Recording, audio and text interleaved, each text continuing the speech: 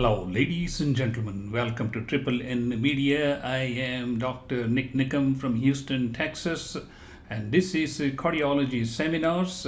We have more than 160 lectures in various topics on our YouTube channel, and you're welcome to watch them all for free.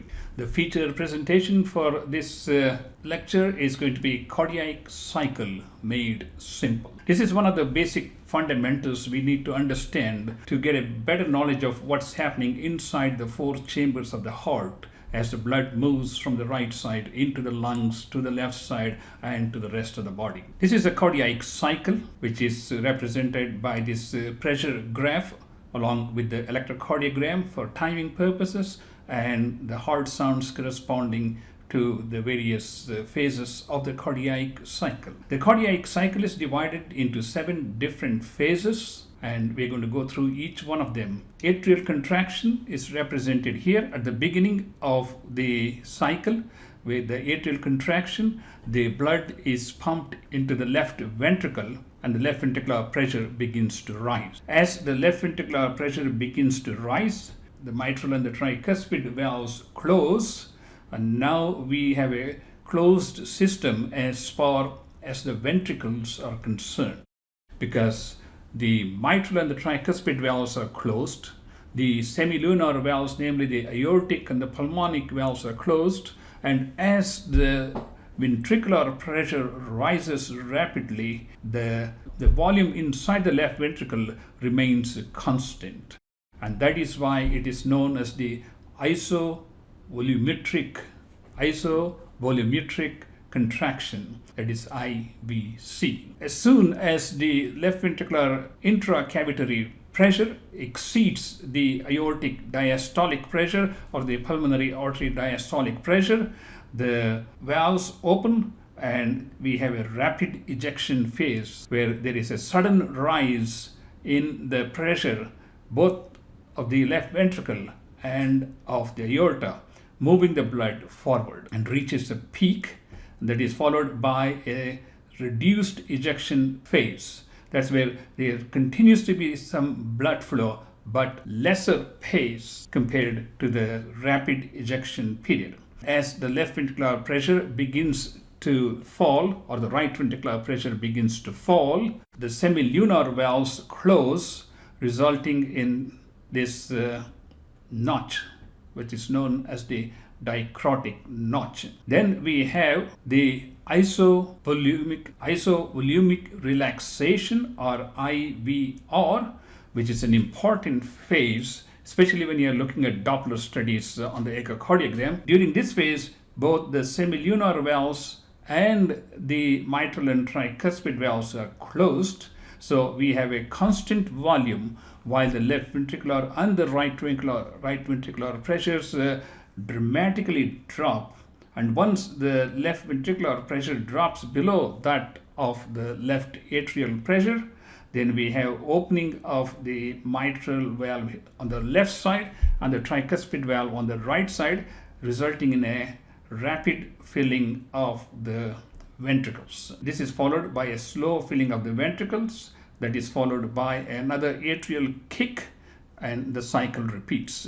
Atrial contribution in patients with hypertrophic cardiomyopathy or hypertension or non-compliant ventricles could be as much as 40% of the cardiac output.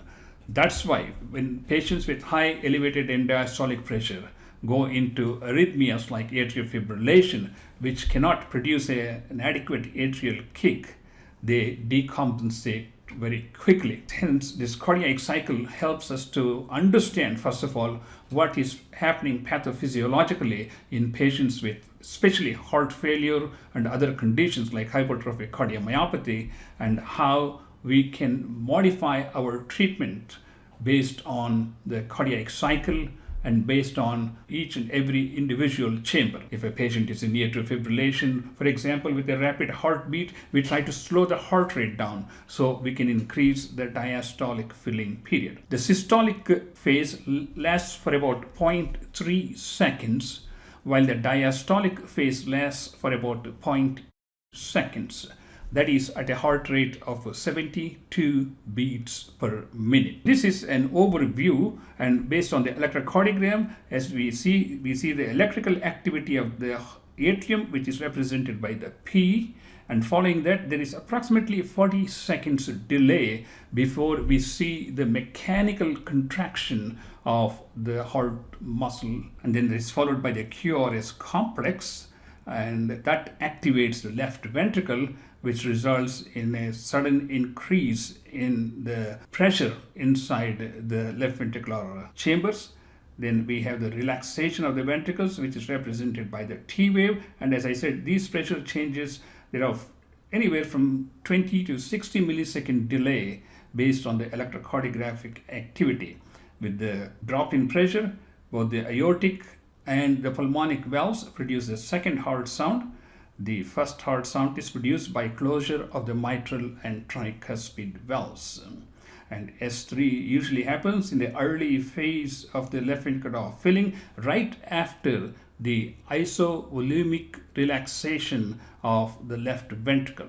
So it becomes very important to time your heart sounds and murmurs based on the cardiac cycle. For example, if you have a mitral regurgitation, because the pressure difference between the atria and the ventricle lasts longer than the systolic ejection period, we get what is known as the pan-systolic murmurs for mitral and tricuspid regurgitation, compared to the aortic stenosis, where we basically get an ejection systolic murmur that covers the duration or less than the duration of the rapid and slow ejection phases. Hence, if we understand the cardiac cycle, we can explain many different phenomena happening inside the heart from the electrical point of view, from the mechanical point of view, from the echocardiographic point of view, and even from an angiographic point of view.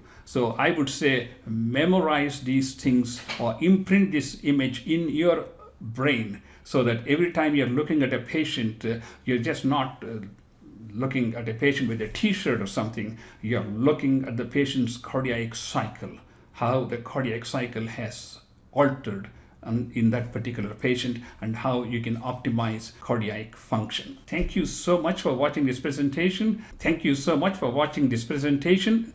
Before I conclude, I would like to give you a copy of my free cardiology rounds manual. A lot of important, useful information with appropriate questions to ask in patients with coronary artery disease, unstable angina, heart failure, and a whole number of other things, along with charts and drug therapy, etc. All you have to do is to send us an email at drniknikam@gmail.com. And this has been a presentation of the cardiac seminars. And please do watch more than 160 videos we have on cardiology topics.